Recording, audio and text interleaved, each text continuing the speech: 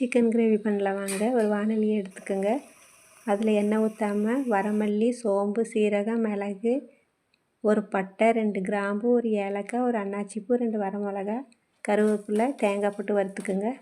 அப்புறம் ஒரு வாணலியில் எண்ணெய் ஊற்றி சோம்பு, கருவேப்பிலை, 2 பெரிய வெங்காயம், 2 தக்காளி, சிறிதளவு இஞ்சி பூண்டு பேஸ்ட்டு போட்டு வதக்கிக்கோங்க. சிக்கன் கழுவி எடுத்து வச்சுருக்கேங்க, அதையும் போட்டுக்கோங்க. 2 ஸ்பூன் மிளகாய்த்தூள், 1½ ஸ்பூன் மல்லித்தூள், 1½ spoon garam masala, 1 spoon chicken masala, 1/2 spoon மஞ்சத்தூள், சிறிதளவு உப்பு போட்டு வதக்கிக்கோங்க. நம்ம வறுத்து எடுத்து வச்சுருக்கிறதையே அரைச்சி இதில் ஊற்றி கலக்கிக்கோங்க. கலக்கி நல்லா ஒரு கொதி விடுங்க. நல்லா வெந்ததுக்கப்புறம் கொத்தமல்லி தழை தூவி இறக்கிடுங்க. Chicken gravy ready.